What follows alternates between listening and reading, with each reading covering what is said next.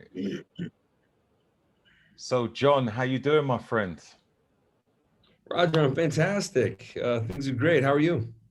I'm great. I'm super. Good. It's what, 5 o'clock in the afternoon for me. What about yourself? What time is it for you? It's 9 a.m. 9. Okay, nice and early. Yeah. Have you had your coffee yet? In fact, do you drink coffee? I quit drinking coffee. Okay. Yeah, like I just, just, I'm running an experiment having to do with like I was pretty hard on my stomach for a couple years. When I started fasting, I was doing bulletproof coffee, Mhm. and then I kind of realized like the fat in the bulletproof coffee was just kind of a crutch. I mean, yeah, like it kills your appetite, but it's also just calories you don't need. Right. So then I just started drinking black coffee, and that killed my appetite, and it was great. I think I at the same time, maybe somewhere in North Africa, I got H. pylori. I got an H. pylori infection in my stomach. Oh, wow. Right. Yeah, yeah. It was definitely some third world country I picked that up from. But that is like the recipe for like drinking black coffee on an empty stomach and having an H. pylori infection is like the recipe for stomach ulcers. Oh, man. Man. Yeah, How yeah. did you get rid of it? Did it take a long time to get rid of? H. pylori, yeah. I had it for years, and I didn't Right. know I had it. And then finally, like it was a friend of mine. He's an anesthesiologist. We're sitting there like one morning, and I'm drinking coffee, and it's just like he can see I'm like really uncomfortable. I'm having trouble breathing, and he's like, "Does your stomach feel terrible right now?" Yeah. He says, "Does it get worse over time? Like, did it when started drinking black coffee? Was that a problem before?" And I was like, "No." Right. Mm. Okay. So you got to get checked out for H. pylori. And he just diagnosed me by just observing me. Wow. And he was right. Yeah. Wow. And so I took the test. It confirmed I had it. And yeah, so it's really just to heal the H. pylori. I'm not anti coffee or anything. Right. Right. Got you. Yeah. Got I you. mean, I haven't had caffeine in like a month, which is kicking caffeine, man. Like, I can understand, like, supposedly, like, nicotine and caffeine are the two most addictive substances on earth. They're worse than like opiates. Now, opiates are a different category because like you feel horrible if you don't have them. It's more of like a mechanical addiction. Like you need a receptor site filled, an opiate receptor site filled, as opposed to just feeling like you need it all the time. And I made basically the same mistake. I'm not supposed to make the same mistake twice. I'm a scientist, right? No, I'm just like everybody else. So So, but this is lit. So Dave Asprey, I was hanging out with him once, and I see him do like this spray under his tongue, and I'm like, "Is that nicotine?" He goes, "Yeah. It's a great way to kill your appetite during a fast." And I was like, "Oh, let me try it." And then a couple months later, one of my friends, who is from, he's from Yorkshire. Fuck is he? Yeah, somewhere in between Leeds and Manchester. Um, and beautiful place. So he says, "Are you addicted to that thing?" And without thinking about it, I'm like, "No, but I really like it, and I think about it all the time." wow. I was like, "Oh shit, I Oh, totally am." Yeah, so had to go through getting over that. Yeah, mm, like that's interesting. Like I've heard Dave Asprey on some of his books. He's mentioned about nicotine. He said like make sure you get the clean nicotine if you do decide you want to, have it as part of your biohack. I don't know if he'd mentioned much about it being like an appetite suppressant though. But anyway, we can, I don't know, probably dabble in that a bit later. But I want, what's I a want to oh, go ahead. All vasoconstrictors are an appetite suppressant. vasoconstrictors, yeah, for Yeah. sure. That I Yeah. do know of. So it's not quite optimal to have just before training, I would assume. Well, we take caffeine before training. That's weird, right? That is weird. Well, Yes and no. Like your heart does move faster because there's constriction on, on the blood transportation through the body. The aortic wave doesn't go as far, so the heart starts working harder, which is why you feel so alert. Right. So the mechanism works, gives us energy. Mm. Is it a better workout? I don't know. Like I could argue that like stimulants actually don't really help in most like sports performance scenarios. Yeah. But there's people who swear by them, and there's people that are like, my secret is I don't ever mess around with stimulants because you want more blood flow, not less. Yeah, exactly. Mm-hmm. Exactly. Anyway, we'll come around to stuff like that. I want to talk about you. So I came across your page and I thought, wow, there's some brave statements here, and there's some comments where people are becoming a bit brave as well. You have a Yeah, very don't confuse stupidity with courage. Yeah. I oh mean, man, just it's I am entertaining. like, yeah, I'm like trying to talk to like the zombie horde. Yeah, Hey, I have some science here. And they're like, fuck you. yeah. Yeah, they don't. It's basically like a situation of science denial, but I can't blame them. Like, and you and I, are we close in age? I'm 44. You're I'm younger. 42, so Oh, close. okay. Yeah. All right. Yeah. So, it's basically same generation. Like, we grew up looking at different athletes and bodybuilders, and they said certain things. And, like I remember the first time I heard that Arnold trained 2 hours per workout twice a day, 6 days a week. Like I was smart enough, even, in the sixth grade to go, I can't lift weights 4 hours a day with high intensity. That's just like the dumbest thing I've ever read. Like, no, he never did that. And he admitted he never did that, later on. But it was like we've been taught so much crap. I don't know if it's as conspiratorial as, like the Weeder Corporation wanted everybody to fail so they could think they needed these supplements. Like I've heard that story, and it's like, no, I mean, Ben and Joe Weeder, they're business guys. They're not like hucksters. Yeah. So I think there was no scientific process. Somebody would try one thing and another person would try a different thing. And the only science we saw in sports science was comparing two bad programs. Well, is Mm. that a scientific process? Yeah. I mean, yeah, kind of.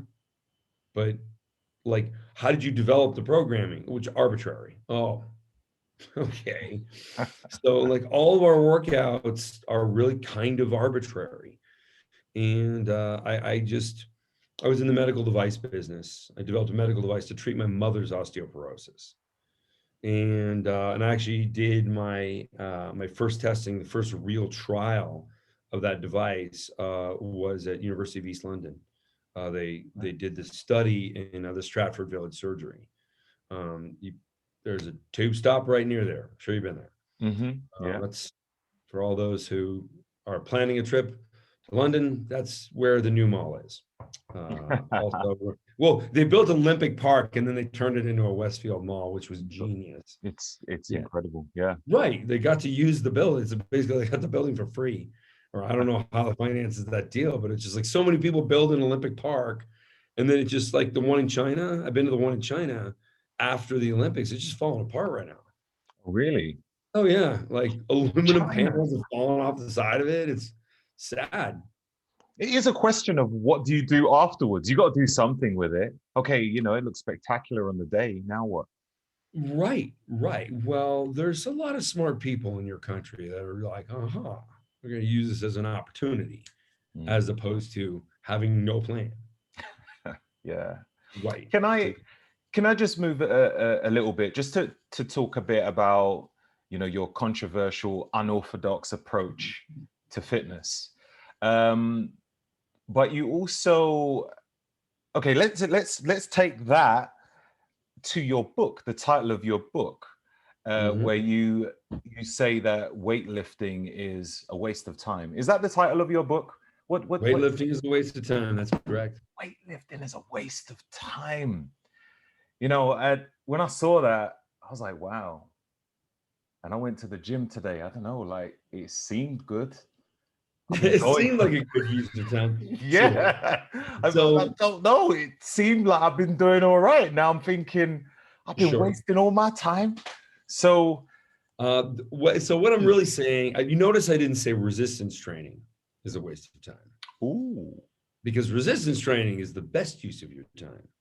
But lifting with a static weight is the problem.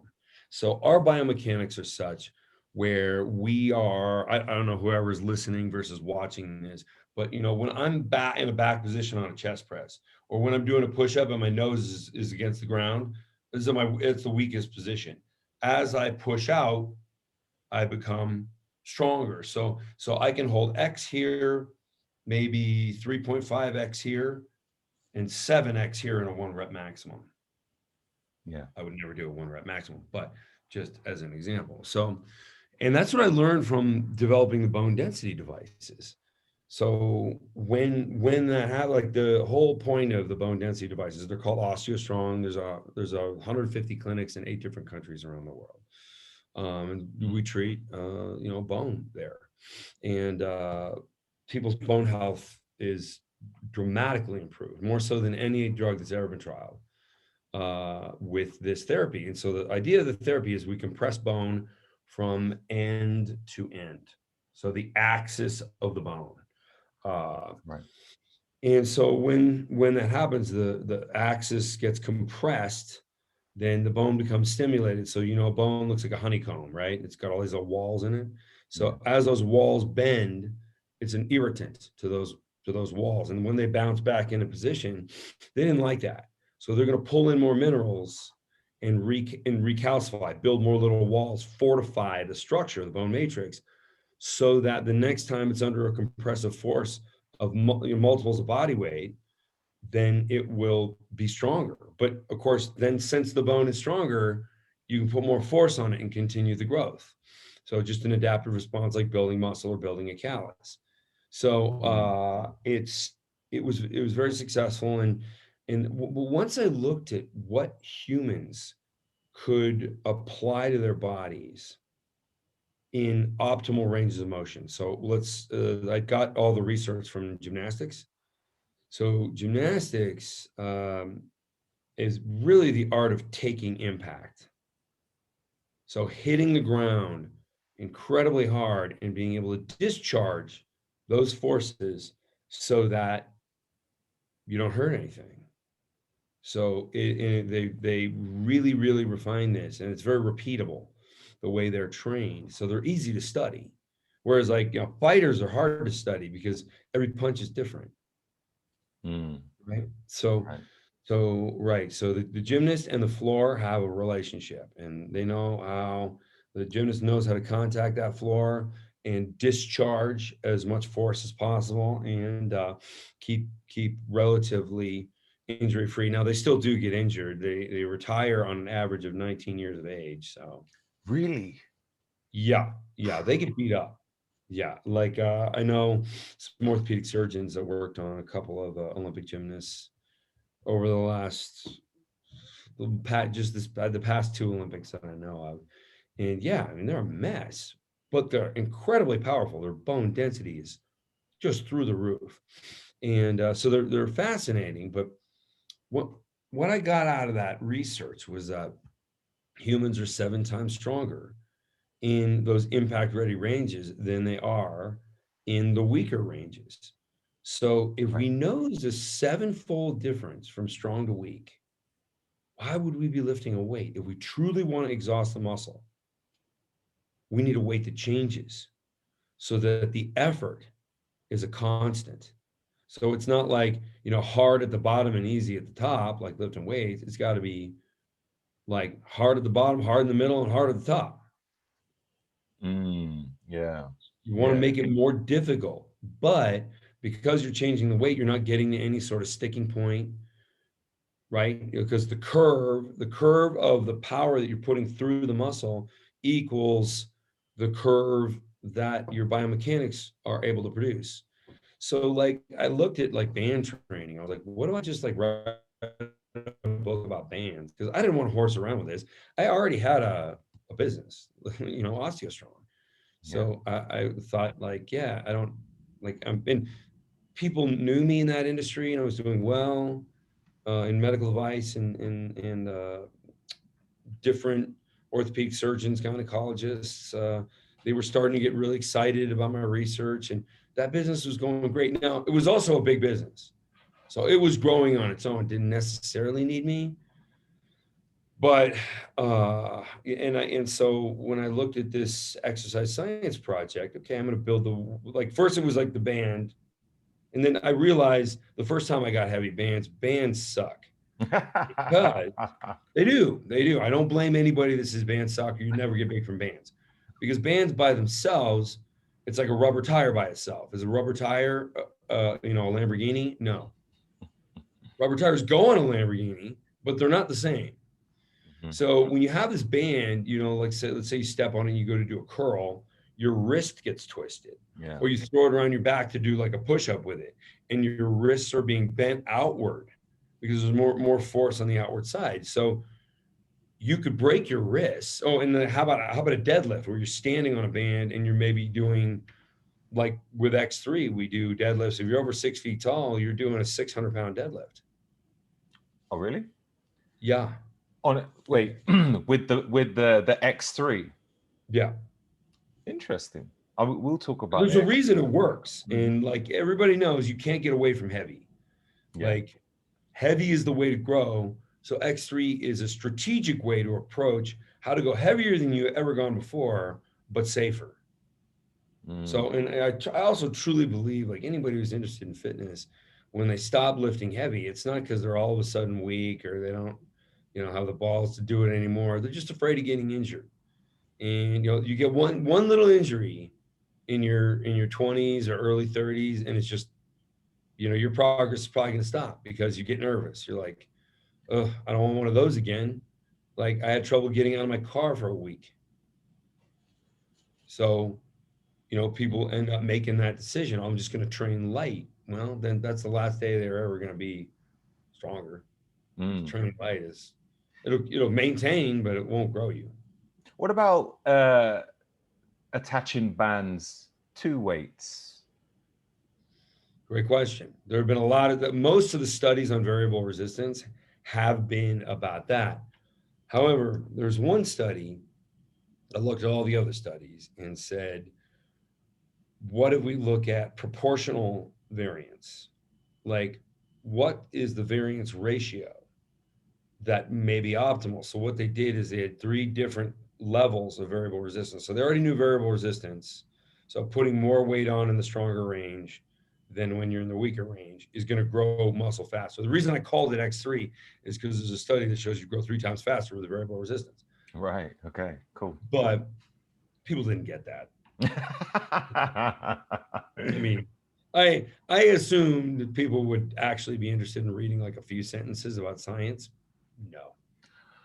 Yeah, Man, it's just too much work, I guess. people don't read. I've written No, I don't read at captions and all. people ask me a question which is in the caption. I'm like, did you read? Did you read it? But anyway, please Right, continue.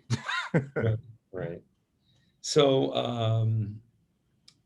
what the hell was I saying? I distracted myself. I So started laughing about the caption thing. yeah, so it was talking about like if we was to attach bands to the Oh, weights. sure, yeah, the combination of both. Mhm. So, what that study that I was describing found was that the greater degree of variance, the higher your variability ratio, the faster you grew. Right. So, like, they were doing, if we look at X weight on your chest on a bar, and then when you go to extension, it's 1.2X. So that's like weight on a bar with some light bands on the ends of it that might go under the bench. Okay, that's one way to do it. The other way is looking to have more aggressive change with less weight. And it turned out that the higher the proportion of variability, the better somebody did. So my position was we don't need the weight at all. We just need massive, powerful bands and Right. a way to hang on to them. Mm. Because if you have the band by itself, that's why I didn't write the book about band training, because I Okay. was like, band training sucks. Like, I need to develop a product here. So, the X3 has the Olympic bar, which rotates in your hand. So your grip is always optimized. And then it hooks up to the banding, which, like hundreds of pounds. So you're able to give the body the advantage of training far heavier. And because the weight changes as you move, you go to a much deeper level of fatigue, because like further we do a diminishing range. So each set you first go to fatigue in the stronger range of motion. So when I'm doing my chest press, I'm using 550 pounds at the top. So I do full reps until I can't get to that 550. And then I start doing half repetitions with sort of the middle, which might be 350 or something like that. So Mm. 350-pound half reps. And then like the last couple repetitions may only be 100 pounds, but the muscle is devastated at that point, and I can only produce 100 pounds of force. Imagine in a bench press going to a level of fatigue where a strong person can only move 100 pounds. That's wild. That's fatigue. That's fatigue that you cannot get with weights. Yeah. Makes 100 pounds like, it's like a push up. It's nothing. You do 100. Yeah. Mm. So, like, in a 20 rep set, exhausting to the point where I can't even move 100 pounds. That's And good, then man. yeah, the muscle's devastating. You only do one set, never more than one. And yeah, and then you just grow. You can see differences by the day. Mm. Have you actually got the X3 there so we can see it on the video or no? Yeah. Yeah. All right. So for those that are watching on YouTube or Right. You can see on I'm like IGTV. rotating the bar, Hmm. but it stays parallel to the ground. The hook always stays parallel to the ground. Yeah, and that's like an Olympic bar. It's so you can keep a grip on it. It's anodized aluminum and knurled, so you get a good grip on it. How wide does it go? 19 and a half inches. And the reason we did that is because wide grip anything is good for like a bench press contest, Right. but it's not good for growing muscle, because ultimately, like if I'm out here and my pectorals are contracted to a certain degree, but if I'm here, like just when I move my arms in, it's more contracted, right? Interesting. Yeah. Is it not said that you're kind of activating a bit more tricep if it's that close? You're activating more pectoral also. It's just a more efficient. Interesting. Yeah. Mm. Yeah. So yeah, there's more tricep, but there's more pectoral in it too. I mean, think about a crossover. You're trying to get your body like this, Hmm. to just even squeeze the pectorals even more. So yeah. Mm. Talking of that, what about cables? What's the efficiency on cables, would you say? Well, they're the same weight in all positions, so they have kind of the same drawback that regular weights do. Hmm.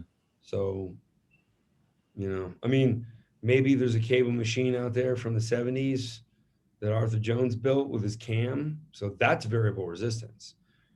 But the cam, it was like X versus 1.2X. It wasn't the best proportion, because they didn't have the science that I did when I started this. And really the best reference was off of my own invention, the first one. So when I saw it really came out of a question at the hospital where someone said to me, what are the kind of like forces that people who lift weights deal with? Because we're looking at these like postmenopausal females who have never worked out a day in their life. They're a little bit overweight. They couldn't be obese or anything. They'd be disqualified from the study.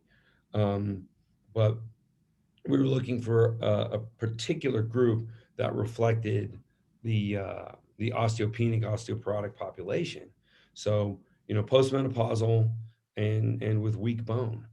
So, okay. So, we found them, but they had never worked out. and they're dealing with, some were dealing with 6-7 times their body weight,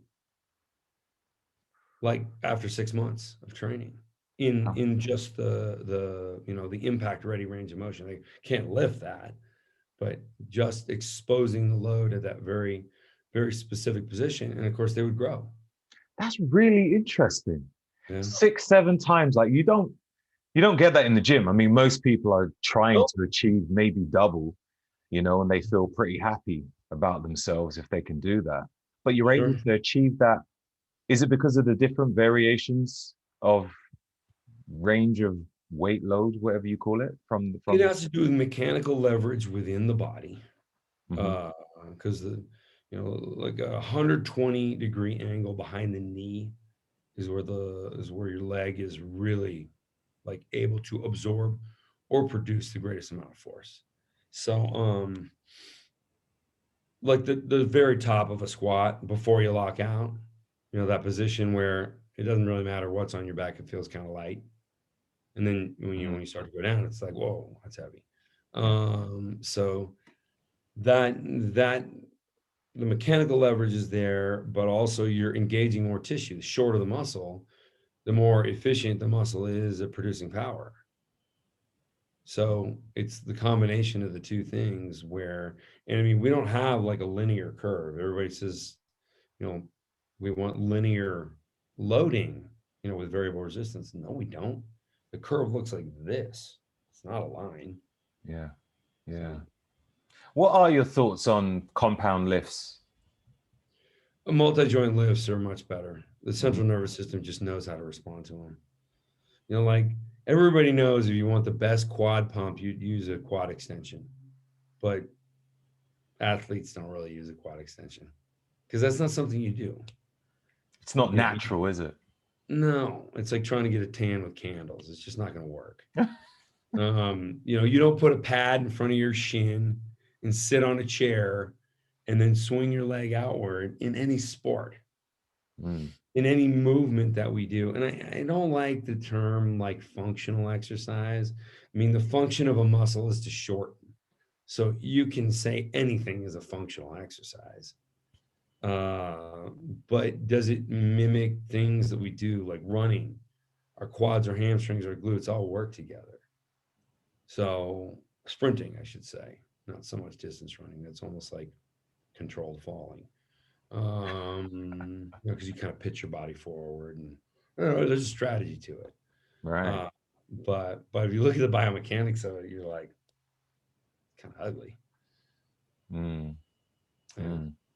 We weren't really designed that way, were we? For like the whole long distance thing. I've always questioned that. At all. Short bursts. Okay, makes sense. No. Well, and when you look at the cortisol upregulation, like chronic high levels of cortisol are damaging to the body. And that's what like sustained long cardio does. Like if you have to do it, you have to do it. If you want to be a marathon runner, you got to run. But nobody said it was healthy. Mm. Mm. So, well, I mean, I guess somebody said that, but they were wrong. Because you're damaging your joints. The cardiovascular benefit goes away as soon as you stop running. Yeah. Yeah, Yeah. within weeks. Not with strength training, though. Strength training stays around because the muscle takes a long time to dissipate. And muscle is a metabolic engine that is always demanding. Yeah. So, yeah, if you're muscular, it's like you're running a marathon 24/7. It's beautiful. When Yeah. I watch people doing cardio, I'm like, you have no idea, man. You're wasting your time on that shit. Oh, the second part, you need to see this, but it's weightlifting is a waste of time, and so is cardio. So it's cardio. Yeah, I needed to make sure I made everyone angry. Yeah. Oh It's like the man. runner's mad at me, the weightlifter's mad at me. Vegans. Oh, Vegans are vegans. another story though. I saw, talking about, you had mentioned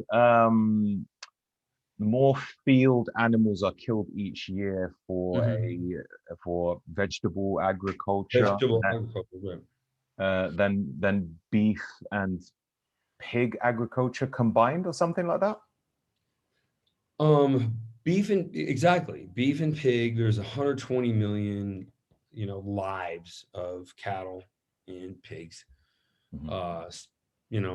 slaughtered every year for food production.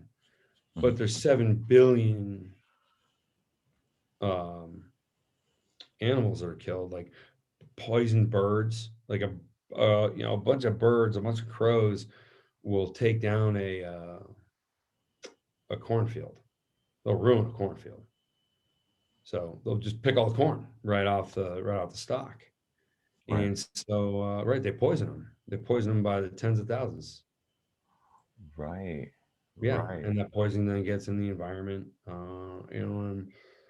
Ground squirrels have to be poisoned by the tens of thousands. Gophers, tens of thousands. We've got to protect these plants. Now, that was the habitat of these animals before we decided to turn into farms. So, like, I suppose my argument, and the funny thing is, vegans always think I hate them or something like that. No, like they're fine people. I mean, some of them are a little nuts, Bit but different. well, they almost like I question anybody who has a religious devotion to their nutrition. That they I mean, put if it in you got their a bio religious as well. devotion to anything that's not religion, then it's like, wow, you're incapable of thinking this through. Yeah. Yeah, because you gave up on thinking when you decided to take that attitude. And it's very obvious kind of who they are when somebody's name on social media is like Vegan Tim. Okay, so you don't care about learning at all. You're just spreading your propaganda. And by the way, I can prove that veganism is malnutrition, just like anorexia and bulimia. Why would you say that? What's your Yeah, you can't get the proper things that you need. Now, a lot of the vitamins we're told we need, we don't. But we do need B12.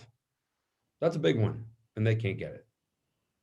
They can supplement with it, but it's hard to say you have the ultimate nutrition program when you got to take a couple fistfuls of pills every day. Would you Now, say an omnivore doesn't need to take supplements at all? yes. Okay. A little pause there because one of my problems with fruits and vegetables at all, I remember I posted on your page where you're like how much fruits and vegetables do you get, and I'm like, none of either. And Yeah. people were like, what the hell is wrong with you? Like, no, I don't eat fruit, don't eat vegetables, I just eat meat, basically just steak. That's the one thing on the menu. So- And oh, sorry, please. yeah, I mean, I know it's, somebody's like, oh, do you eat a balanced diet? And I'm like, yeah, it's balanced. I mean, what does balance mean to you? Like, I get my nutrition. I don't take any supplements. I take a protein supplement, take Fortigen, but I don't take any multivitamin. I'm not vitamin deficient in any way. I don't have scurvy, despite the fact that I haven't had vitamin C in 4 years. Yeah. So what is that myth then? You saying nobody needs vitamin C? Antioxidants are important if you are oxidizing. Makes sense, right? So oxidization is inflammation. So if you're not inflamed, do you need an anti-inflammatory? No. So I have no oxalates in my body. Therefore, why would I need an antioxidant? So the people who get scurvy, they don't get vitamin C, but they're still sucking up a ton of sugar. Or, sugar in all forms. Or you're just eating potatoes. Why they used to get scurvy on boats is because their nutrition was, they couldn't bring meat with them. So their nutrition was potatoes. They travel better. They eat potatoes and get scurvy because there's oxalates that they're eating in those potatoes, and there's nothing to kind of cancel that out. So what vitamins people need has a lot to do with what they're doing with themselves, exercising versus not exercising, pretty different. So a friend of mine, Jason Calton, wrote a meta-analysis comparing like a bunch of popular diets, and it was like the South Beach diet and a couple of these brand names. Like, one is like where all you eat is like bread and salad, and another one is that's popular in like the Mediterranean. It's like, I think it might be called the Mediterranean diet, but whatever. I'm sure some people from the Mediterranean would say that's, please don't brand us with that stupid crap. So it's like there's a couple of different diets he compared. One of them was Atkins, because that was like the thing at the time. Like nobody really mentions Atkins anymore. But a ketogenic diet, no matter what, the average of calories that a person needed to eat to get to the recommended daily allowance of the vitamins that are ascribed by the American Medical Association.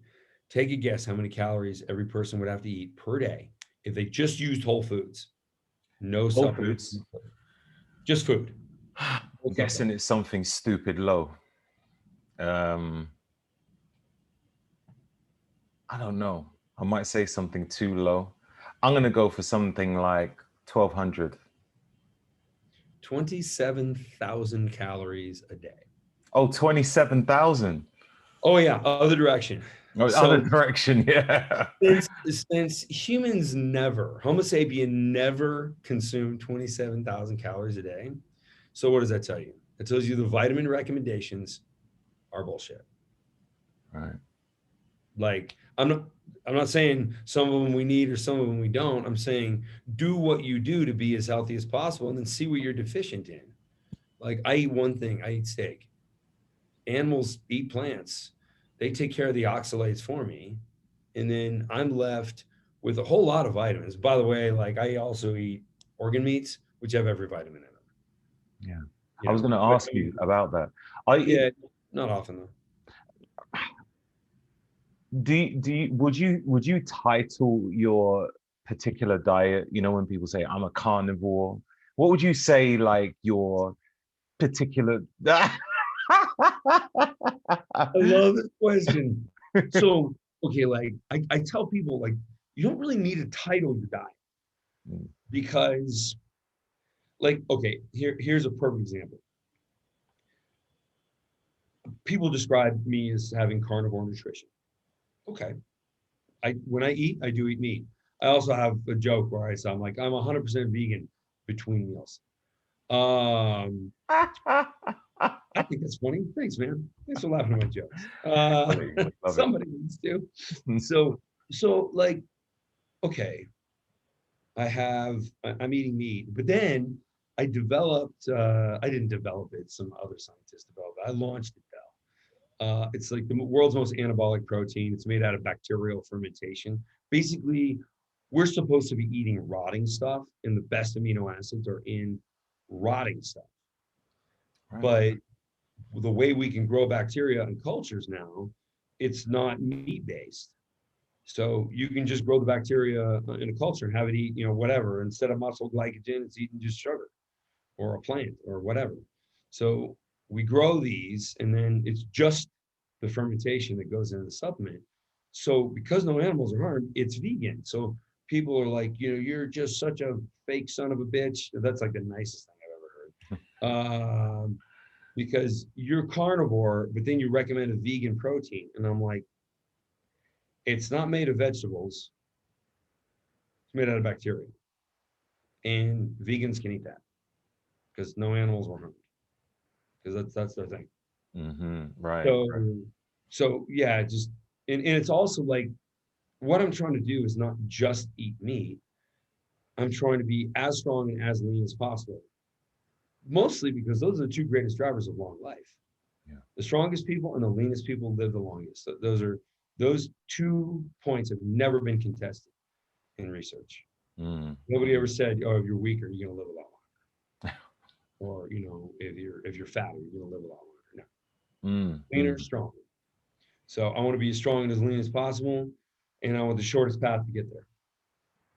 So the very efficient protein, I take 4 doses of that a day, but there's no vitamins in it. It's Sorry, just 4 doses of what? of that bacterial fermentation. Mm-hmm. I want you to So share that with me. I want to have a look at it. Like, yeah, it's shoot me a called DM. Fortigen. Called what? It's called Fortigen. Fortigen. Right. Yeah, Okay. yeah. I talk about it on my page every once in a while. But yeah, I mean, it makes things really easy because when I tell people their protein requirements if they want to grow muscle, because like a lot of people went on bought X3, and then like half of them were like, well, it's not working. And they're like, oh, tell me about your nutrition. And I never saw this coming. People are like, oh, I get a lot of protein, like 50 grams a day. And I'm like, oh, 50. That's not a lot. That's that's like a good amount for like a small dog. Like, I, you know, you're a regular sized person, 1 gram per pound of body weight. So I weigh 240. So I gotta have 240 grams of protein a day. Mm, mm. Yeah. Like there's no way around it. So I will so I'll do 4 doses of Fortigen, which is the protein value equivalent of 200 grams of protein. So it's like 50 per dose. Um, Mm. and then I'll have like a half pound or a pound of steak for dinner, and I only eat 1 meal a day. So dinner, so I get the fasted benefit, get a little bit of autophagy. It's good. Awesome. So, Yeah. is that it's a category? Is it like so it's 1 meal a day. So how many hours of fasting would you say that is? Now I 22. do. So I mean, it would be like a 23-hour Right. fast, but I also dry fast for 20 hours. Right. So yeah, dry fasting. That's hardcore, man. Well, I thought it was, but like I'm actually on a quest to find the easiest nutrition plan to follow. I actually think the dry fasting, provided you don't, like if you do like a manual labor job, you can't be. Now, the funny thing is you really don't end up being dehydrated because you first get dehydrated. You get kind of dry mouth, urine gets a little darker, and then your body taps into metabolic water and starts pulling water out of fat cells. Well, when that happens, you don't feel dehydrated at all. And you're not dehydrated, no cramps, no nothing. Your body has to get used to that. And so like in American wrestling, like collegiate wrestling, like they have in the Olympics, I was a wrestler in high school. Oh, And right. so yeah, and so like every time you weigh in, you dehydrate yourself. And so because like I wrestled in the 130-pound weight class in high school, so I was a skinny guy, 130 pounds, but I wanted to be like I was like more like 140, and then I would just dehydrate that 10 pounds in 48 hours and make weight and then rehydrate because then I'd have a 10-pound advantage on my opponent. And I was honestly far more interested in that than I was in the wrestling Wow. because I could really, really manipulate my body. I was like 15, 16 years old, and I looked like a skin cadaver. I had like veins in my abs. Well, basically like you. So you know, you're like that. Or at least you're there most days. On the day somebody's holding the camera, you're like that. So yeah, That's right. so basically, I was in a situation where I was really lean, and then when I went to university, I started playing rugby, and so rugby, you don't need to make weight for anything. So I quit the dry fasting, and I just started looking like an average guy, like everyone else. I wasn't ripped anymore, and it was just kind of like, that I didn't call it dry fasting. I just called it cutting weight. But yeah, and then many years later, in fact, while I was writing weightlifting is a waste of time, I started reading some research about Ramadan fasting. Mm. Now, when people fast for Ramadan and they study it, typically they're not looking for athletic performance. They're just looking at safety. So, more than 1 billion people every year dry fast for 20 straight days. And I mean, they eat and drink at nighttime, but then the whole day is a fasted period, a dry fasted period. So no food, no liquids. And they do great. They're fine. They're healthy. So the very limited data with athletes, but I thought I'd give it a try. Like I'm not like if I needed to perform, I'd have to rehydrate, which is why I rehydrate before my workout. Mm. So I dry fast 20 hours a day, rehydrate for about an hour, and then I do my X3 workout. What times are all of these? Like, what time do you work out? Where do you rehydrate? Where do you eat? Like, for the one time, and you're holding a bit of weight as well. How much do you weigh again? 240. 240. Okay, so what's that in kilos? So 220 is 109. 100 kilos. It's Like 109 kilos. 109 kilos, right?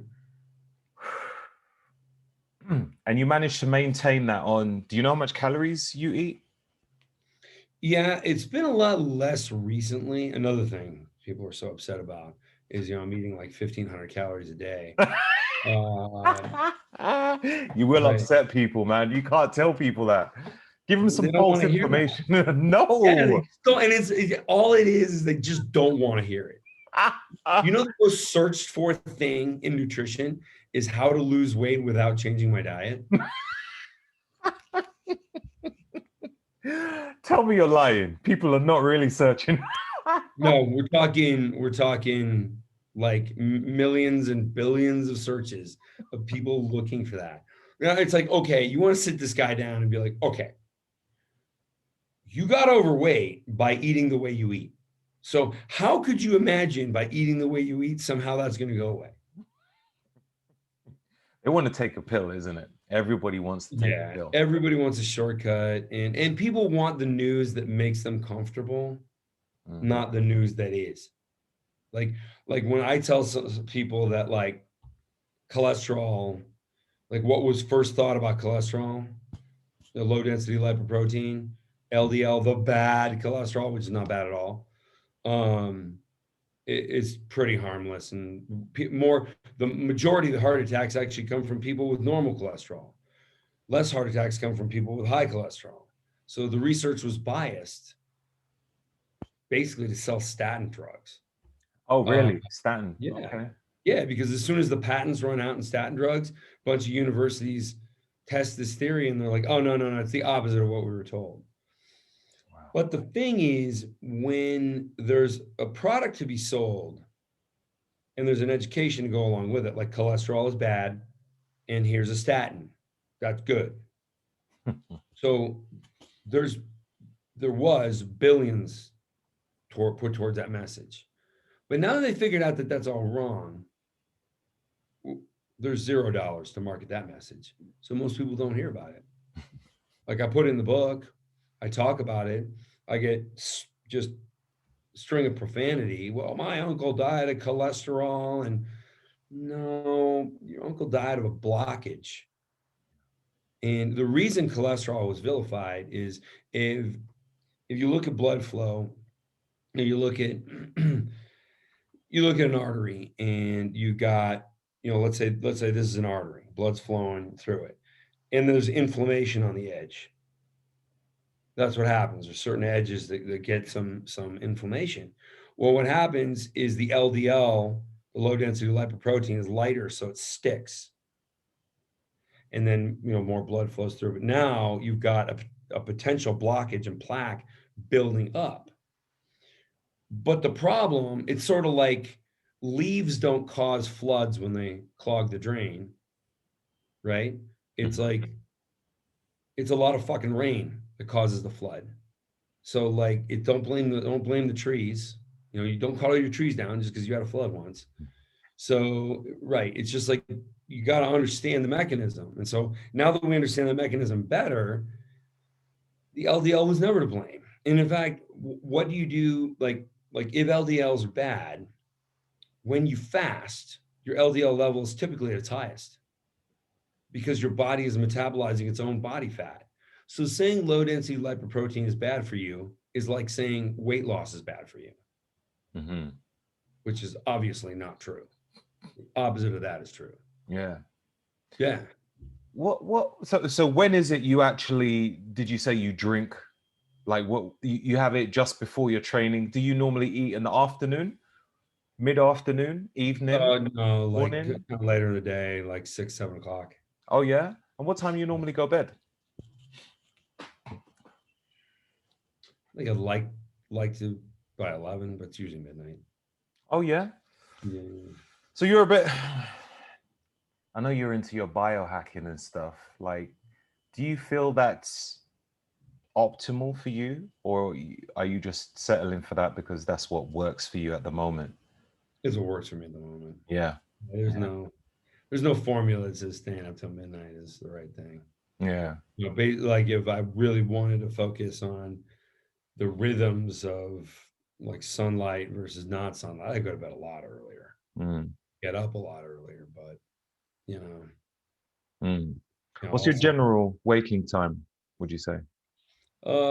like 6, Okay. 6 Right. or 7. Mm. Okay.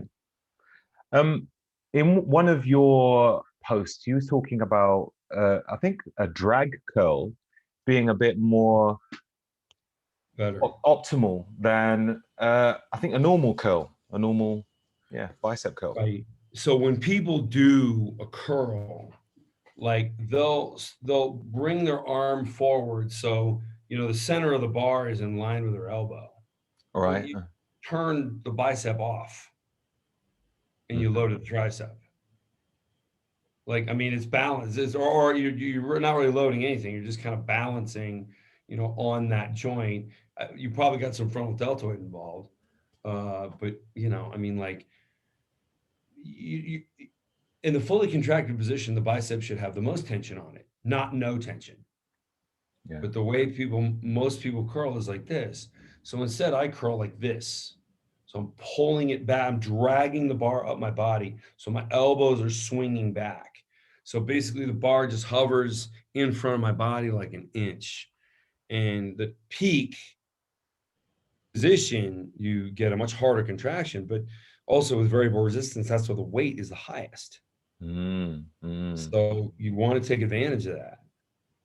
I think I'll And you try know, that. it's great. It's great with X3 with variable resistance. I wouldn't normally do that as a beginning exercise. I'll do that maybe as a, I don't know, finisher, as some people call it. Hmm. You know. Remember, there's only one set per body part with X3. We don't do more than one set. Like in a lot of Ooh, okay. a lot of people don't like that idea, but I think about it this way: you don't when you go to get a suntan, it's like how many sets. You're probably not too worried about this. How many sets?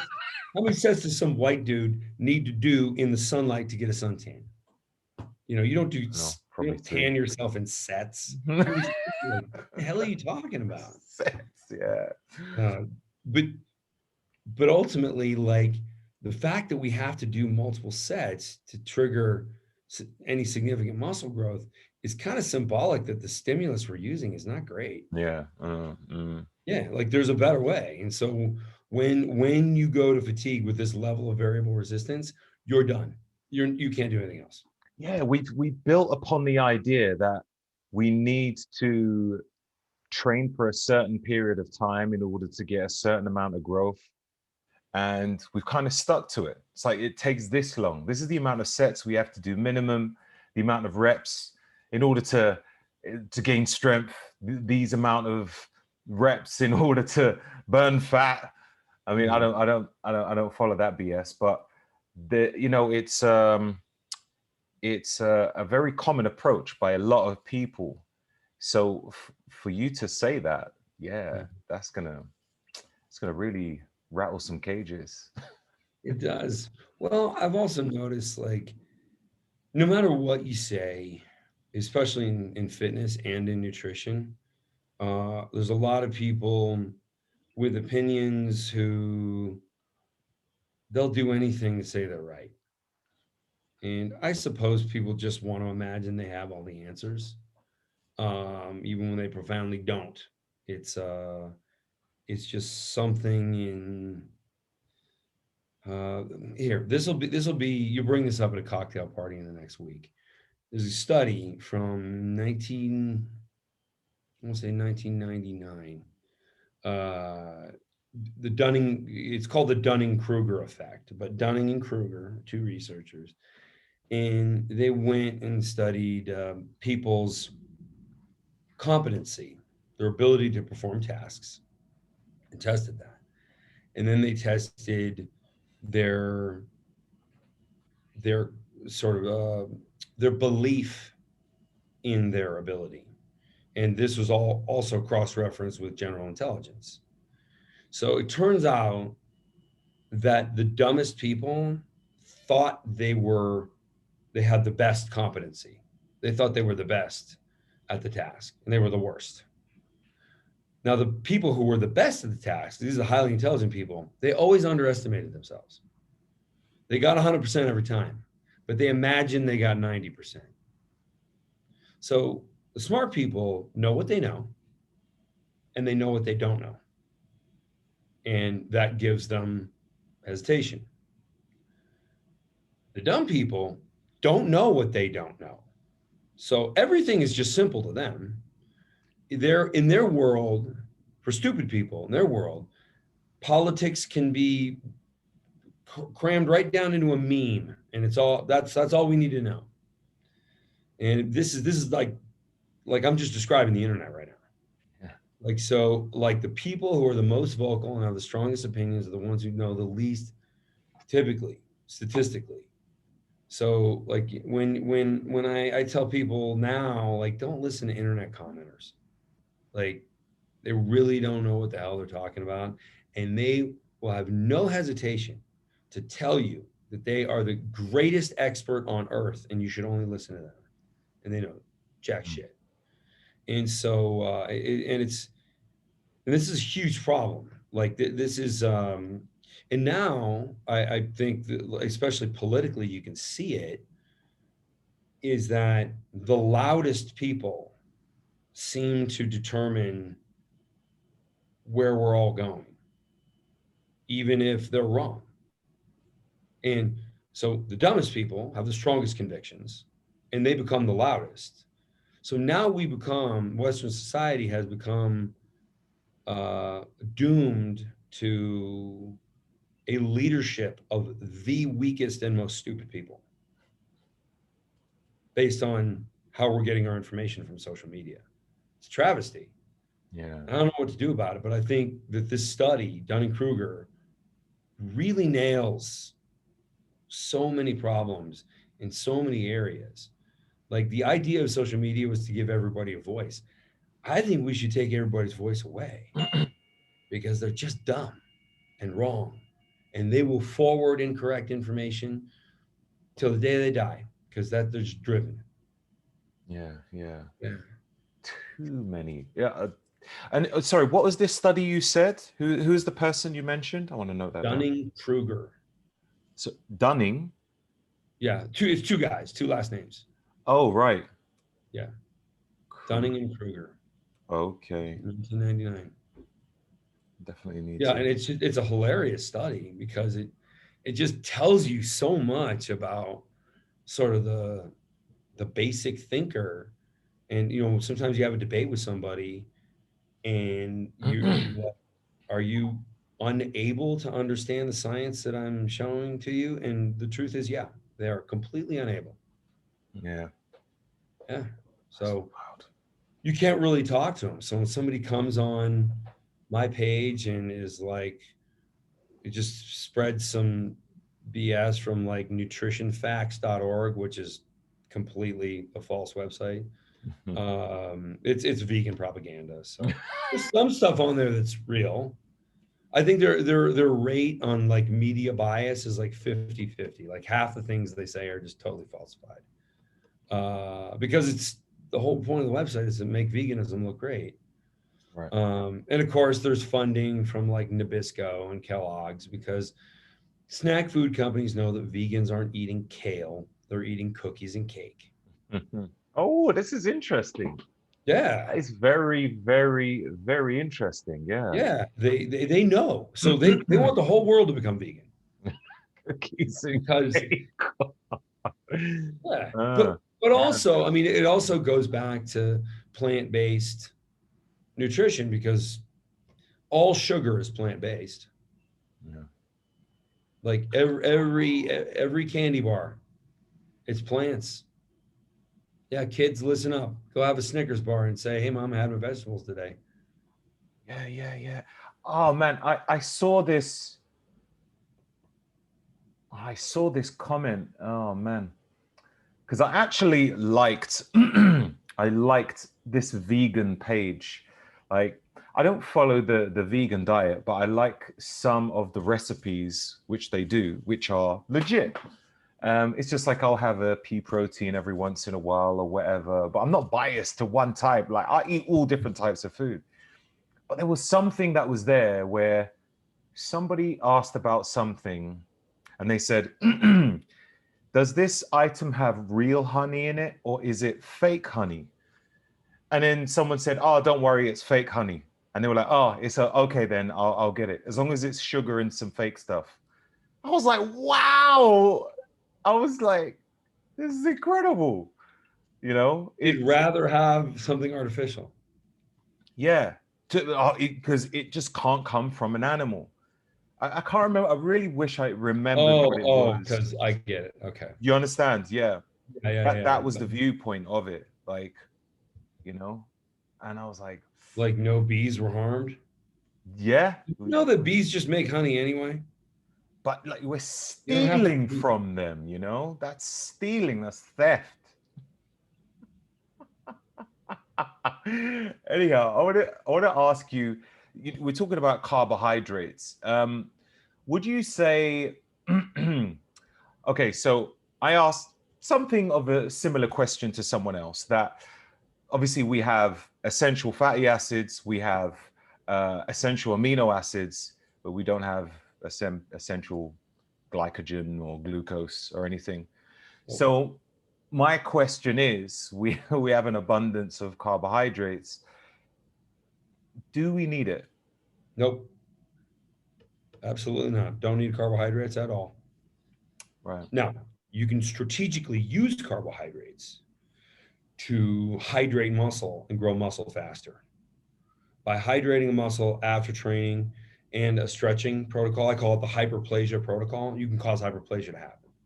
Okay. So actual muscle cells can split, which is, we were told when we were kids, could never happen. But they do a cadaver examination on somebody who's like a power lifter or something, and it's like, this guy wasn't born with this amount of muscle cells. Like clearly they came from somewhere else. So they since have proven. In fact, Professor Jose Antonio at Florida State University, he's like the number one protein research guy like in the world. But he did his PhD dissertation on the hyperplasia effect in birds. So he would stretch birds, and in like one day, they'd have 120% growth in their pectoral muscles. Okay. Yeah. The benching as well? Or they using the X3? Like, how did it work? I think you'd have trouble getting a bird to use an exercise apparatus. No, he just stretched them. Now, obviously, a bird's biochemistry and biomechanics are different than ours. Mm. I mean, like people who do yoga don't grow any muscle at all. So stretching is clearly not the only thing that's required. Mhm. But he did show that hyperplasia could happen. And then the suggestion there is stretching muscles after you train, while you superhydrate the muscle. So you get a pump. First, you take a vasodilator, then you work out, and you consume small amount of carbohydrates like glycogen, like in fact, glucose. Sorry, yeah, glucose tablets. That's what I take.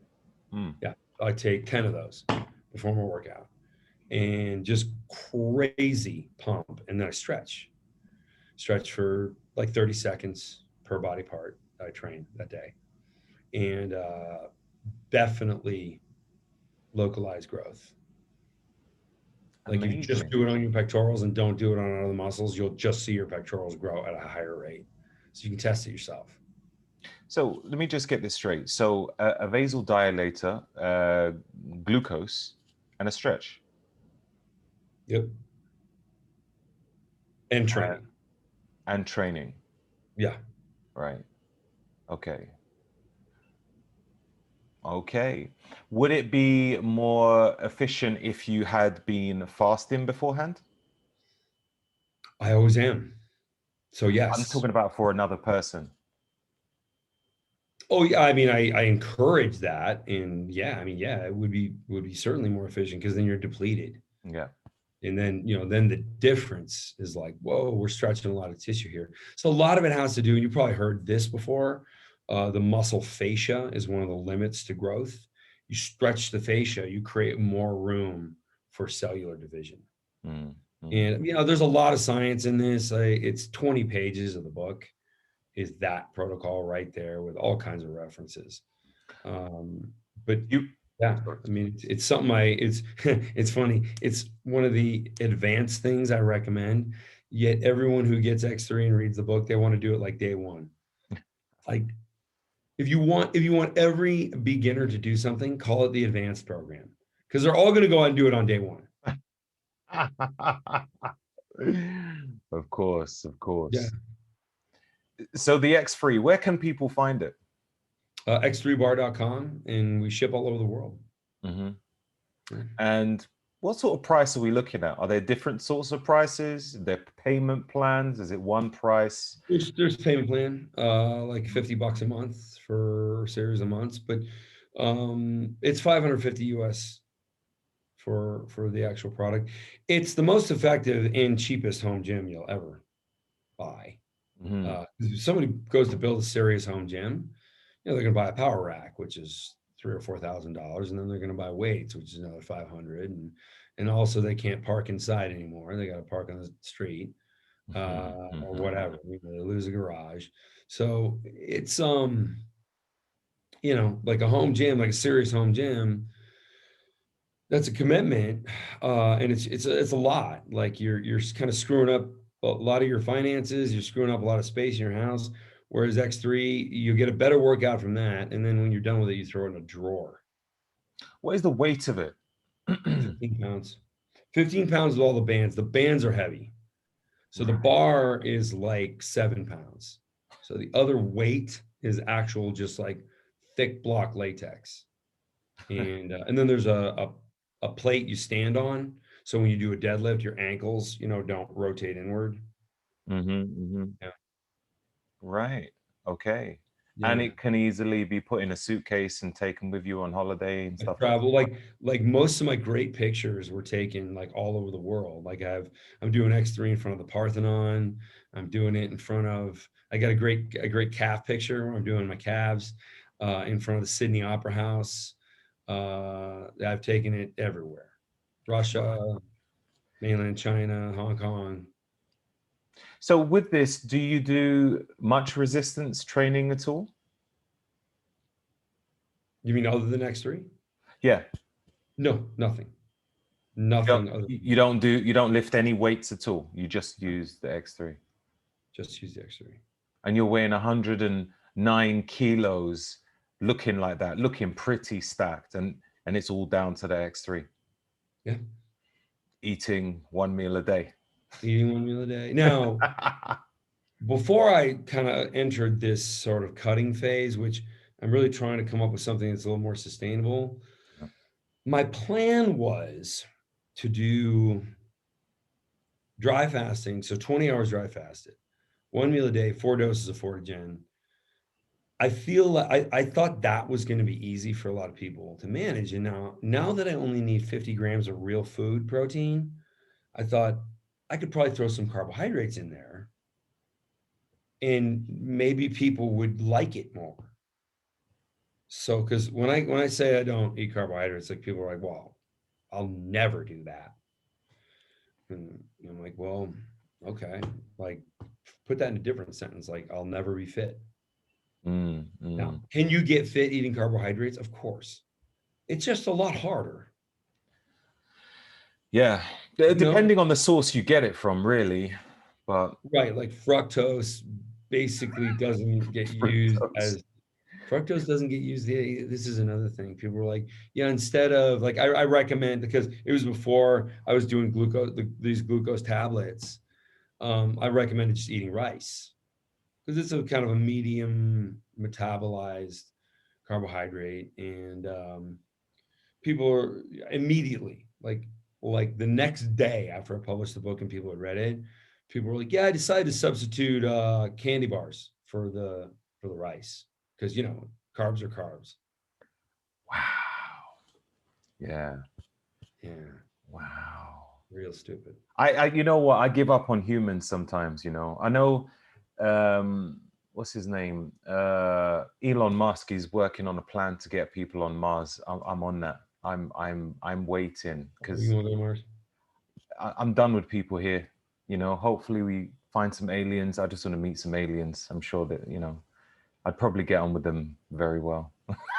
They probably won't give a shit about social media, so That's they'll for be sure. smarter, a lot smarter.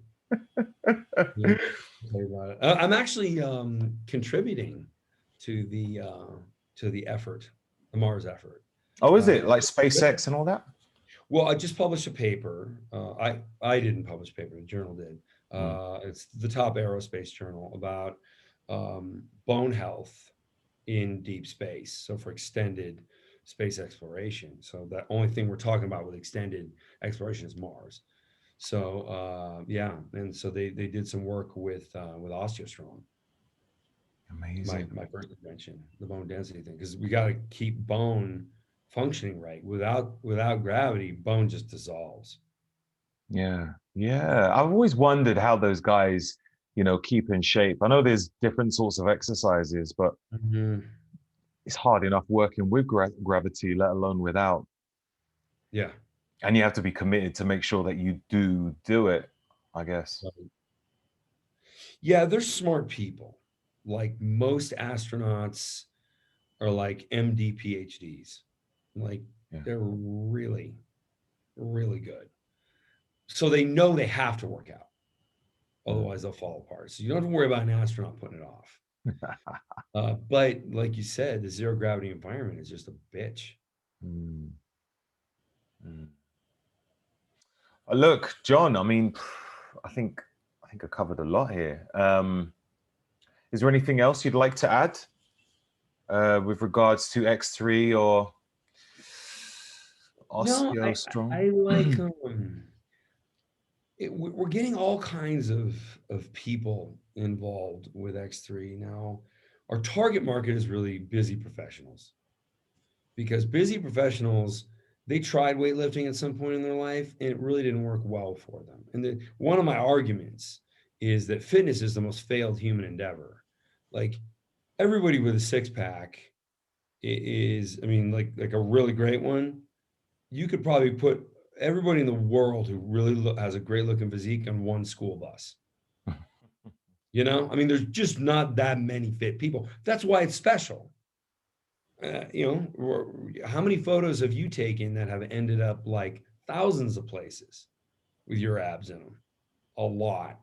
Like Yeah. I saw pictures of you from a while back, and it was just like, I really want to figure out who this guy is. But there you were, like you keep popping up. It's like there's only like so many fit people, and they're all in the same shit. Like it's so when people look at fitness, or I want to do this or I want to do that or I want to be like this guy, it's like be real careful when you say I want to be like so and so, because there's only one guy that looks like that, or maybe a handful of guys, depending on what quality you're looking at. It's like level of leanness or whatever. Like if it's like the shape of a muscle, it's like, oh yeah, kiss that dream goodbye. You can't Yeah. reshape a muscle. But so and this is the end of the book. I talk about the biggest genetic differences. There's a mutation that you no doubt have, and guys who put on strength pretty easily have, and it's a different. You have a different tendon insertion map in your body, and what happens is most people, like their insertion for their pectoral is right here. So to pull the arm towards the body, they've got that much tendon, right? Well, guys like Mike Tyson don't have it here. It's over here. So they've got a longer lever arm. So every time they contract their pectoral, they have a mechanical advantage. They have like a lever on it. And so this is the biggest genetic difference. And I also explored like hormonal differences. We really don't have big hormonal differences. There's only one person who's not been allowed to participate in sports because she had too high a testosterone level. There's never been a man who had a natural level that was too high. Like we're really kind of similar. Now we can screw up our testosterone with injuries or poisoning ourselves with alcohol or whatever. I mean, that's not doing your testosterone any favors, but basically there's not a lot of variability there. The variability is in the mechanical advantages that we have when we lift. Now, so like I work with 17 different NFL players, so American football. So very strong people, like strong, some of the strongest guys in the world are in the NFL. Strong men always like to argue with me about that. And I'm like, right. So you're saying you could have played in the NFL? But you would rather just make $500 at like a small strength show than to be paid millions of dollars? Yeah. Okay. Sure. So NFL guys, super strong. And they build themselves to be, like kind of like my size. Like I would probably be like a running back position on the field, or a receiver. I'd be a larger receiver, a smaller running back.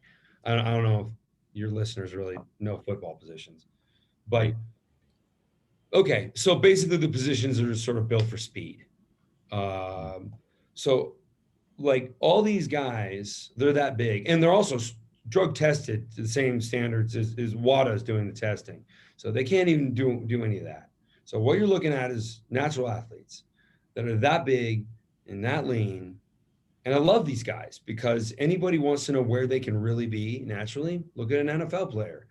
But most of them have that mutation where they have mechanical advantages. And there's great research on it, which was never publicized, probably because there's not a lot you can do about it until now. So X3 takes mechanical advantages or disadvantages and nullifies them because we're looking at the strength curve. We're going way ahead of the problem. And so now everybody can grow like that, not just the select few who were gifted with that mutation. That's brilliant to know, man. That's brilliant. I mean, you kind of covered that earlier on when you was talking about the lady that made like, was it? I think she pushed like 7 times her weight or something. I just thought, right. Yeah, just from that alone. Body weight. Whereas like, like she's like a little old lady, never worked out, just she just did OsteoStrong for 6 months. And it's like people like who are weightlifters are like, I can't even do that. And it's like, well, yeah, but she's pushing it about that far. But the point is, we have an opportunity in our own biomechanics to deliver massive forces to the body. We just don't take advantage of it. Weights don't take advantage of it. That's why I call the book Weightlifting is a Waste of Time. And is your book available on Amazon? Yeah. Cool. Do you have an audio? Do you have an audio? Yeah, and there's an audio book. You do? Yeah. Are you the narrator or someone else? No, so I should have been the narrator. I really should have. Yeah, I hear you. Guy got a couple of medical words. Like he had to redo some stuff, and finally it was just like, all right, this is good enough. I hear you. I hear you. Well, he was a British guy, so it's either skeletal or skeletal. Skeletal. But sometimes he would say some shit that I was like, I don't even know what that is. So, I felt sorry for the guy. Like he wasn't like normally reading medical stuff, and it's not a medical book, but it has the right terms in it. Like I'm always against oversimplification. Oversimplification is another word for wrong. So sometimes you just got to learn what the fuck you're talking about even when you want to simplify something, because it can only be so simplified. Yeah. Otherwise, it's just incorrect. Yeah, yeah. I guess it depends on how you oversimplify it, really. Sometimes if you can put it in a form of a story, then people can understand it a bit better, Yeah. where it's more relatable. Sometimes I'll think of stuff and I'll think of so much detail I know about it, but I think people will be bored, they'll get switched off. It doesn't make sense me putting it that way. Mm-hmm. So I make it more relatable to people who don't even really lift that often. A lot of people just want instructions. Okay, well, what do I do with this? Just to tell them, I don't need to know science, maybe a tad, just to know it's legit. Yeah, But what do I do? do? You know, and then they take it from there. Problem is when they have that attitude, if they don't understand the underlying principles and they have a question, then they'll probably go out and find the wrong answer and apply that. If you understand the underlying principles, then like the what about your antioxidants? I'm not oxidizing. Well, what do I need an antioxidant for? I And like that. it's typically just other researchers and physicians that look at me and they're like, I get it. Mm. Interesting. Yeah, and the worst thing they'll say after that is, it's a really interesting philosophy. I hope you end up being okay. Well, if you join the carnivore tribe on Facebook, there's like a couple 100,000 people, I think, maybe 200,000, maybe it's 150. I don't know. People who are running the same experiment that I am. They just me. That's all they're eating, and they're all healthy. And the people that used to have gout don't have gout anymore. The people who had a lot of different chronic conditions. Obviously, the diabetics are doing great. Yeah. Yeah, I mean, you take sugar out of the diet. Yeah, and also like the carbohydrate addiction problem that people have. Now, you and I have self-control, and most people have the self-control of an unsupervised child. Like they just like if there's a cake in front of them, they'll say they're going to have a bite, and they'll eat the entire cake. Mm. So the self-control, it's a huge problem, but people need to understand that these carbohydrate-based foods are engineered to be addictive. Like people are like, well, why don't you ever have a cheat day? I'm like, I don't know. Alcoholics don't get a cheat day, do they? No. People are like, well, no. Well, I mean, if carbohydrates are addictive, and we know they are, and we know insulin sensitivity is a real thing, like, why would you do it? Why would you put yourself through the struggle? Now, I have only 40 grams of glucose right before my workout, and then I put that glucose to work. So, am I having an insulin event? Yes, it's a tiny insulin event. Also, people are very mistaken about insulin events. You have an insulin event when you take a sip of water. You have an insulin event when you smell food. So when you walk by the pizza place, guess what? Just by smelling the pizza, you had an insulin event. It's just not a big one, so you don't need to worry about it. It's Interesting. the big insulin events, like when you eat a chocolate cake or have a candy bar or, you know, whatever the temptation is. Yeah, yeah. That's interesting. That is really, really interesting. Now, where in the UK are you? Are you in I'm London? in I'm in Essex, Okay. just outside of London, not too far from London, Yeah. about 20 minutes drive. Yep. And you have a tube stop? I think you do. Yeah, Epping. Epping, right. Yeah, Okay. Epping. Yeah, Been there yeah, many times. Epping Forest.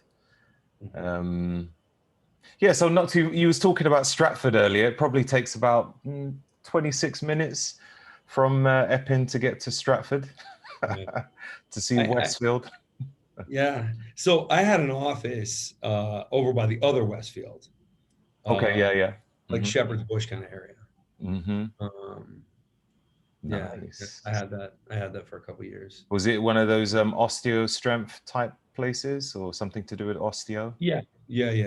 It Hmm. was right before that started, there was another company where I was developing bone density technology, and also was working with whole body vibration. What was That's a that? whole body vibration. So you know the company Power Plate? Oh yeah. Power Yeah. plate. Yeah, yeah. I used to be one of the owners of Power Plate. Okay. Yeah, Ah. Now there's so great. many different versions.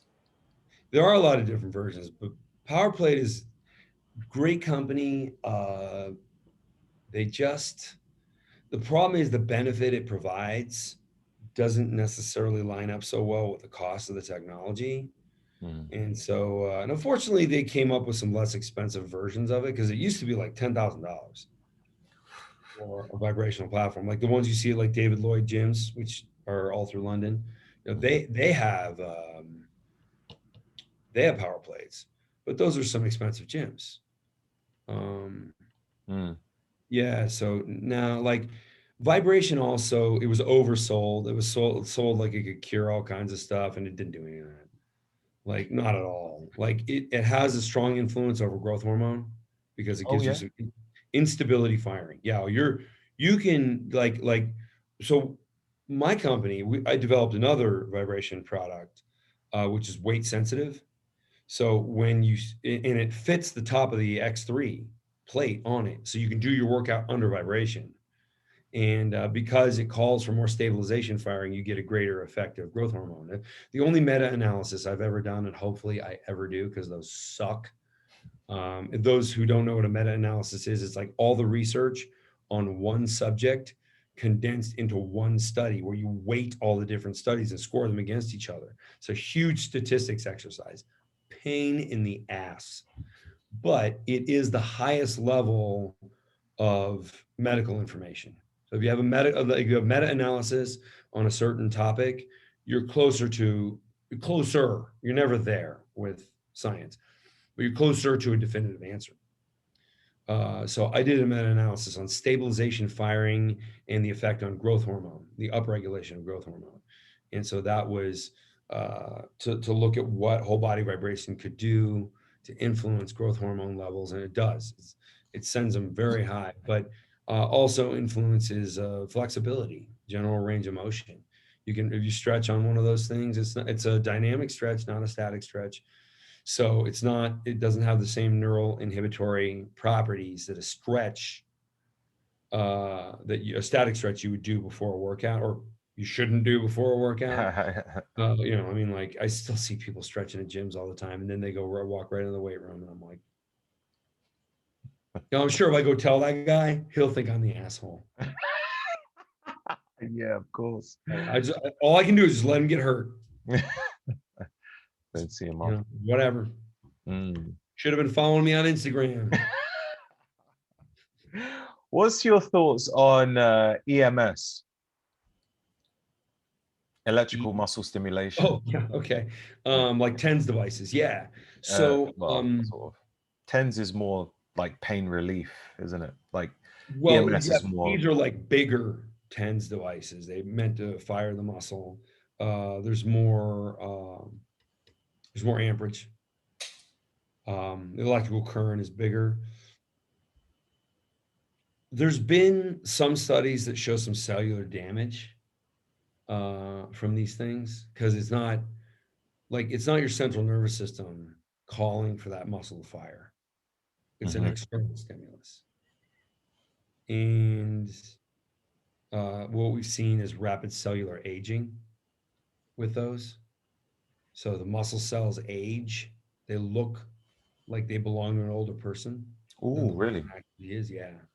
Do you know where that sort of study was found? I'm sure I could dig it up. I would love you to send that to me. I do have an EMS device in my house, which I use on my abs. Um, I've used on and off for a number of years since I was in my late teens, and then again around mid 20s, and I've recently had a belt again. Not like for a crazy continuous period, like maybe once every couple of weeks or something like that, and maybe off for a couple of months. Yeah, so yeah, any studies on that would be great. And I'll actually put it in the notes as well, but I would like to know for myself. I'll get a hold of that. Yeah, like I think the conclusion was all they could find was what they determined to be cellular aging, but that also might be if they had maybe some kind of incorrect current, Right. because not all electricity is equal. I mean, just as an example, you ever like make the mistake of buying like an iPhone charger at like a gas station, like a petrol station? Oh yeah, well I've got a cable or something from, Yeah. Well, cables are okay, but if you buy the actual box, the charger, that is not like an approved Apple product, it'll ruin your phone yeah because it puts what's called dirty power, which is not consistent voltage I hear in you. the phone. Yeah, and so it'll screw up the phone, and it'll destroy the life of the battery. So it just ends up running out of battery like right away. So it's like you save $1 or $2 buying the cheaper charger, and then your charger ruins your $1,200 phone. So So my point is, not all electrical current is equal. So there might be like some products in this category that were bad at some point. I also remember reading this study maybe 15 years ago. I have a photographic memory. So like, okay. I actually remember a few sentences out of that study, but I know I haven't seen it in 15 years. Well, hopefully things have improved since. Yeah.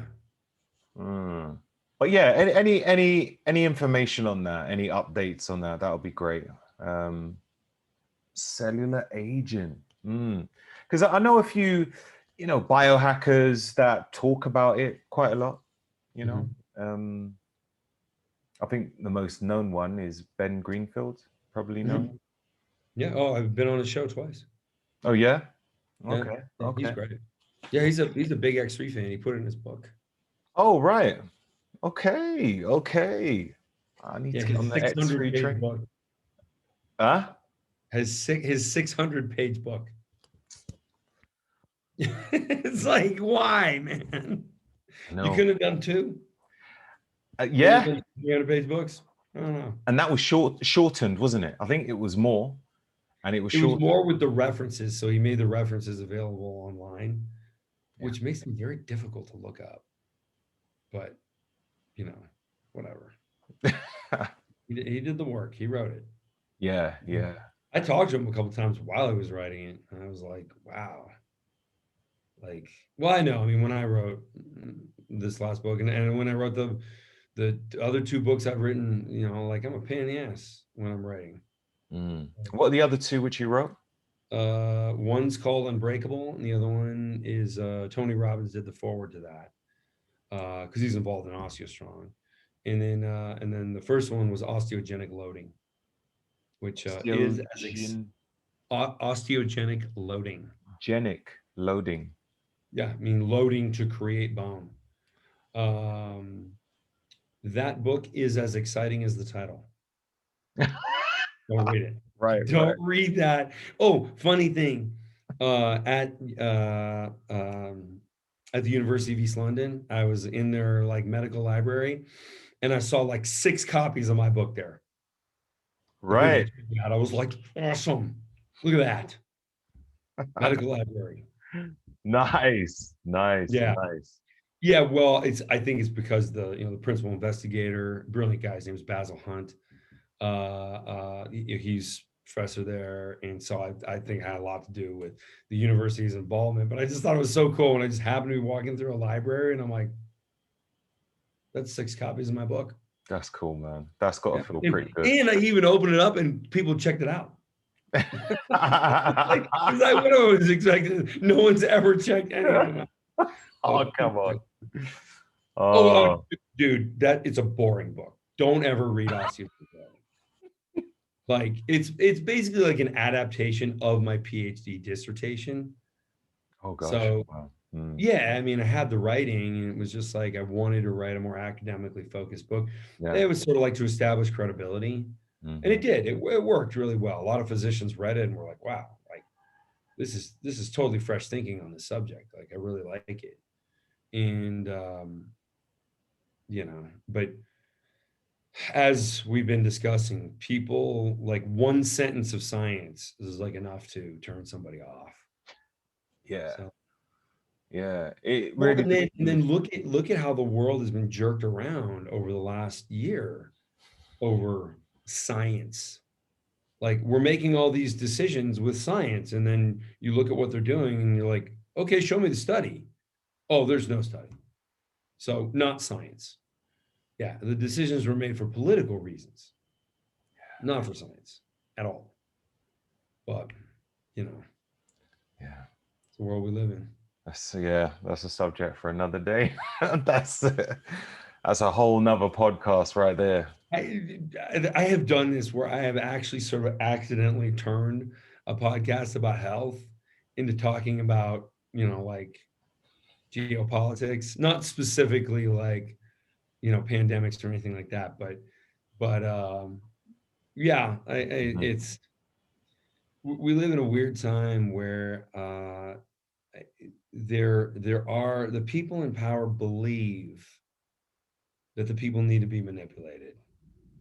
And I'm not exactly sure why, because I'm not exactly sure of what their upside is. Like, why?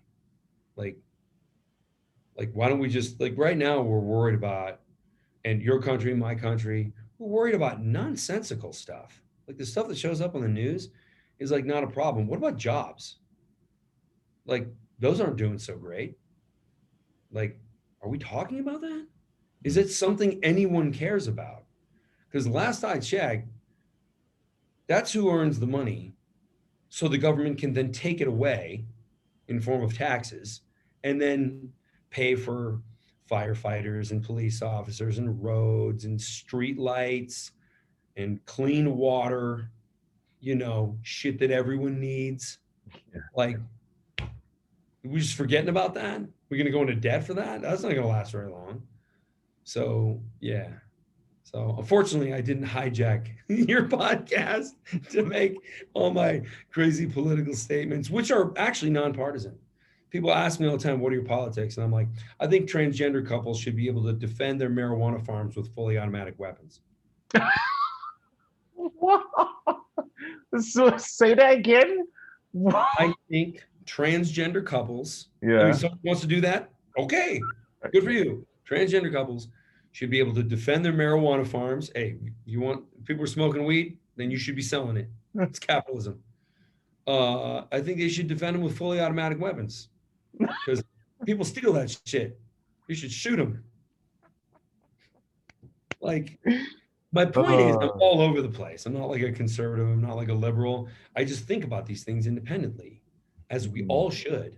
Yeah. And right now, it's like that's not allowed. Like, you have to agree with the people who are in power, or you're like in trouble. Like, Yeah. how is that democracy? So, you see how easy it is for me to hijack this shit? Yeah, sorry. Oh, it's all good. Autopilot for me. We could talk about it maybe on a live somewhere or something like that. But this was great. What's wrong with the world? Exactly. According to Julian Roger. Well, look, we man, could have a good show. We could do that regularly. It'd be better than Jimmy Savile's show. Yeah, it would be, wouldn't it? The good news is now you can compare anything to Jimmy Savile's show, and everyone will be like, "Oh, it'd be much better than that." Oh, I was there when all that shit went down, and really? like the BBC had covered for it, and I was just like blown away. Like I'm asking everybody. I was in Northern England at the time, and I'm asking everyone, "Is this like a big national tragedy?" And people would be like, "Yes." And I'm like, "Well, why doesn't anyone want to talk about it?" And they're like, "Well, because it's a big tragedy." Like, we don't want to talk about it. We want to think about our people doing that. And I was like, interesting, because Americans love throwing Americans under the bus. Yeah. English people, they don't do that. different parts. Yeah, you know, like all that stuff about the royal family.